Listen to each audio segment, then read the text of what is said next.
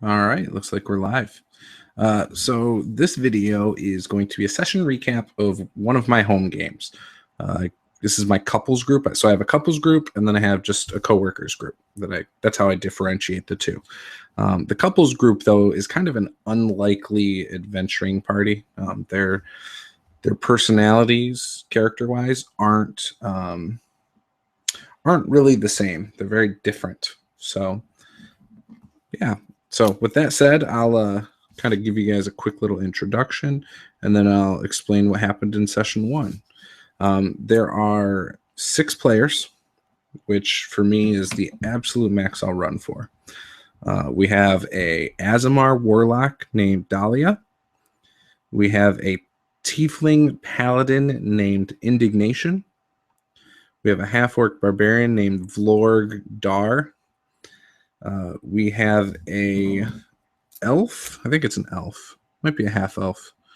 I'll have to figure that out. That's the one character I actually didn't have any information on. But it's a gay elf cleric and cleric of life.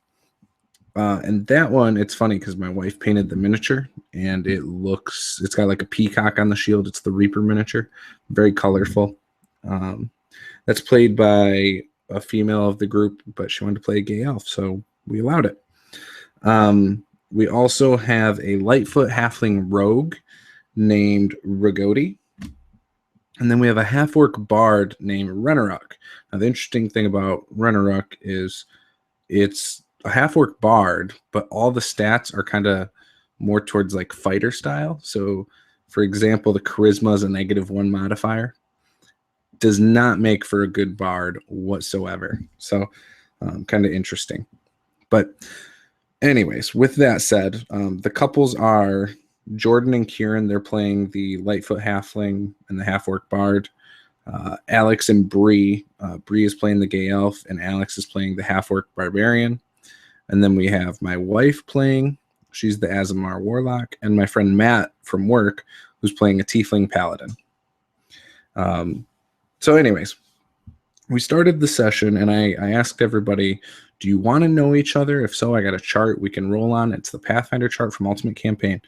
And they had decided that no, they wanted to start not knowing each other.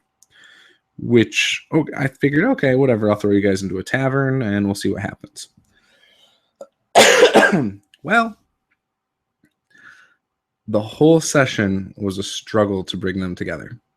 And what I mean by that is a couple players were, doing the whole it's what my character would do kind of thing. And then, in fact, all of them kind of were. So it was hard to motivate them to come together, not knowing their characters yet because we hadn't played yet. So they were in a tavern. The Lightfoot halfling tried to steal gold from my dwarven bardic troop called the Fellowship of Rock. He rolled a natural 1, which he has pretty good stats. So he has like a +6. Actually, has a +8, I think, for thieving, for pickpocketing, stealth, and stuff like that. Because he has a +4 on Dex, and I think he's got maybe a double proficiency or something. Anyways. Either way, point is he rolled a natural 1, and so I said that he knocked over the helmet with the coins in it and had a handful of gold, and everyone stopped and looked at him. Started a fight with the dwarven bards. The half-orc bard decided to just watch, and then after a second came up and said, "Can we all be friends?" and tried to give people hugs, and made it worse. We had the gay elf in the back just staying out of it. We had the half-orc barbarian who actually did try to get involved. He ended up getting arrested. We had a tiefling paladin who kind of stayed in the back. And then we had an Aasimar warlock who kind of just stayed in the back. Finally, the Aasimar warlock came up to try and help, give medical aid. But yeah, a couple of the players got arrested. The Lightfoot halfling rogue actually almost got away. He left and then was waiting to see what the results were of everything before finally the bartender outed him as the culprit that started it for stealing. He got arrested. Yeah. So then I used some of the characters' backgrounds and secrets and stuff to start weaving them together. For example, the gay elf cleric ended up needing to go to their temple to see their father figure.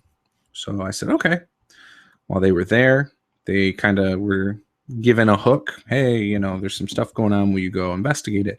Also, based on another player's secrets and stuff who was there in town to deliver a message or a package, I tied that to the elf's father figure, and then that's how they came together. Due to the elf having to travel through dangerous areas, needed some friends, the elf reached out to some of the other characters who were in jail, and that's kind of how they came together. Now, the rogue, when he got out of jail, he went straight to the Thieves Guild and started talking to an elf that he had seen in the tavern who kind of swindled him the night before and said, oh, yeah, go do this. And, you know, and then disappeared. And actually that elf that he ran into in the bar ended up actually stealing all the gold during the distraction. And she's a pretty high up rogue in the Thieves Guild. So it was kind of funny bringing that together. Well, she gave him a quest to take these slaves to Froghast, and, you know, that way they could be freed. And she offered to pay him because she knew that Rigoti was a financially driven character. So Rigoti needed some help as well. So that's the only reason he was tied to the rest of the party. And he made it very clear that he wasn't going to split the money evenly when he talked to her. He was going to keep most of it. Well, he didn't make it clear to her, but afterwards, when he met up with the party, he kind of told them all he'd give them an amount that was less than equal shares. So he was going to pocket extra. Party agreed to it. And so that was the first trip. First trip was going to Froghast. And then they would go and investigate what Ferris's father figure wanted them to look into over in Boggsylvania. So they left, and as they're traveling, they came across a couple ogres. And that was when they were camping. I think it was ogres. Maybe it was bandits. I don't remember. Maybe it was bandits. Maybe they had a run-in with bandits. And here, let me look at my notes. This was a few days ago. Okay, they ran into goblins, actually, on the road. They fought some goblins, and then after they fought the goblins, they ended up fighting 10 goblins. One got away. After they fought the goblins, though, they decided to take a rest, and it was nighttime. Well, the bard, half-orc bard, started playing their bongos, which attracted ogres in the area. So they were attacked by a couple ogres. Surprisingly, the players actually defeated the ogres. Now, my wife's character, Dahlia, the Asmar Warlock, was actually dropped. A couple others were almost killed before they actually got rid of the two ogres finally. So yeah, a couple first level characters actually took out two ogres, which was quite impressive. Once they took the ogres out, they did finally rest again, and that was that. So that was session 1. Session 2 we played last night.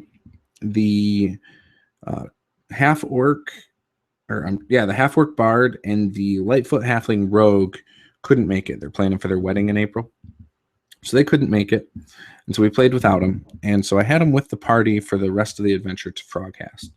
When they got into town, the remaining 4 characters went to the tavern, which I called the city's Froghast. The tavern was called the Dragon's Bullfrog, and they had a drink called the Muddy Nipple that the players chose to drink. Now, the halfling and the half-orc bard ended up deciding to go and take the slaves where they needed to be. And so that was my way of saying, okay, these 2 players are not in the session, they're gone. Well, obviously they collected the money, and, you know, we'll see how that happens, how they get back with the party and maybe then divide the gold up. But that'll be for that session. But yeah, so they did that. The next day, they stopped by a redheaded female dwarf that was a blacksmith. They saw her at the tavern the night before. She was the only one in there, but they ran across her in the morning at her smithing, at her blacksmith hut.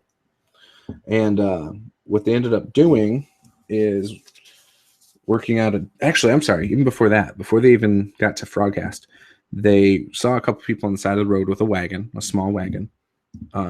And near them was a sinkhole. And the two guys had said, hey, can you guys help us? We have a chest down there that this creature came up and took from us. Can you please retrieve it? We'll give you some gold. The players reluctantly accepted. They wanted to just go past and continue their day. But they decided to stay and help. And so they went into the hole. The two characters who weren't there at the session stayed back at the wagon to protect it or whatever. And it ended up being an ankeg nest. So I had holes in the tunnels that, basically had one hit point monsters doing 1d4 bite damage. They were kind of like larvae, like ankeg larvae. They found a few shields that were interesting, very light. Handles were crude, but seemed like really good shields. So they took about 3 or 4 of those. Then they fought 3 ankegs. 2 that I toned down because they weren't full adult ankegs, and then I had one that was an adult ankeg. They took out all 3 of them. Got the chest, gave it to the 2 guys. They tried to question the 2 guys to get information about the chest. One player broke his axe on the chest down in the hole, shattered his axe on the wood because it was obviously a magical chest. There were some prophetic language on the walls. They couldn't fully make out about the chest being there before they gave the chest to these guys and went on their way. Well, anyways, when they're talking to Straka, the redheaded dwarven female smith, they told her about the chest. She was like, so what happened to your axe? How'd it break like this? They told her the story, which she then said, that doesn't sound right. She implied that she knew a little bit about the chest and asked them to get more information about these guys. And so she gave them one of her special quivers of arrows, which she gave them 20, but 3 players were going to use it and said, well, can we get an even number? And I said, sure, fine. You each get 6 instead. So I took 2 arrows away. But the arrows were +1 damage. And then for the short range, it's minus 20 feet. And for the long range, it's minus 40 feet. So in other words, the arrowhead is actually heavier, which deals the extra damage, but it doesn't go as far. Normally she charges 500 gold for a quiver of 20 arrows. She also has a shield that she has for sale that's 1,000 gold that none of the players could afford right now, but don't think they would be actually buy it anyway. But anyways, excuse me. So that was that. They left. They went to go to Boggsylvania, and as they're traveling, they were attacked by bullywugs. Now they fought about 12 bullywugs, and 8 of them were killed by a lightning spell into the water. And then the rest of the 4 obviously attacked the 2 fighters that were up front and then basically died. So, they were already engaged with them when the lightning bolt happened. So, yeah, that's how the session ended. Those players are level 3. And the next session, they'll continue their travels into Boggsylvania, into a storm that's swirling overhead of Boggsylvania. And it's been like this for quite a bit of time, but it's gotten worse. In fact, it was just a rain cloud that was swirling for a while, and it just progressively got worse and worse and worse.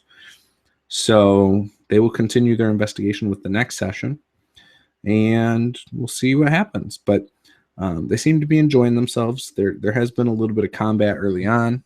Part of the combat is to bring the group together, make them feel unified more as a team. The group seems to want to role play, but there's a lot of quiet and passive players. Unless I'm pulling information from them, they don't initiate much RP. In fact, the three of the 4 players last night aren't ones to really go out of their way to role play. The Tiefling Paladin, he wants to, but he's not comfortable yet. He's still new to D&D and stuff. He's played a few times, about a handful of times. The player playing the Half-Orc Barbarian purposely played the Half-Orc Barbarian so he didn't have to be intelligent and role play as much of the social interactions. And he likes just kind of getting into the whole Hulk smash thing. Very smart player. He's chemistry major, and he's a process engineer where I work. But he's very much into just being able to be more singular focused with combat. I guess in a previous campaign, he played a wizard, and there was a lot to grasp, plus, being new to role playing. So I'm slowly easing them into it. His girlfriend, Bree, who's playing Ferris the elf, the life cleric elf, she, again, she's new. You can tell she's a little nervous about role playing. And being new to the hobby, I try not to just throw people into it like, oh my gosh, you have to role play everything. And, I try to gradually work them into it. So helping them try to learn the mechanics with combat and understand things right now. But I'm hoping the next session when they get to Boggsylvania will have a lot of role playing. I know the 2 players who didn't show up want to do more role playing. There's going to be opportunities in the role playing to earn XP, to shape the outcome of things in the area. So it's a good opportunity next session where we're going to change the focus a little bit. But yeah, that's the campaign so far. There's not a strong hook for why the group is together yet. Right now, they're just kind of going along because they need each other to succeed on these couple goals. The session did earn them a new hook as they closed the slave hook. So now they've got the why is there a storm overhead of Boggsylvania that won't leave? And who are these 2 guys who have this chest? Because Straka wants more information. And actually, Straka sent a pigeon somewhere while they were talking to her. So she actually sent it back to where she's from in the mountains, where they know more about this chest. So, yeah, there could be some good elements coming forward where maybe the players have to choose sides on things. So I'm hoping to explore a lot of this a little bit deeper in the coming sessions. I think the next time we're going to play with that group is going to be late April. So we'll see what happens. But I'm looking forward to it. So leave your comments below, any of your thoughts about this. If this sounds interesting, where you think I should go with it. Maybe you've got some ideas, because I'm flexible on where I go with stuff usually. I might have an idea, but it doesn't mean I'm tied to it necessarily. If someone has a better idea, I like to incorporate it. I steal a lot of ideas from my games. So yeah, with that said, leave your likes, comments below, and I'll talk to you later. Thanks.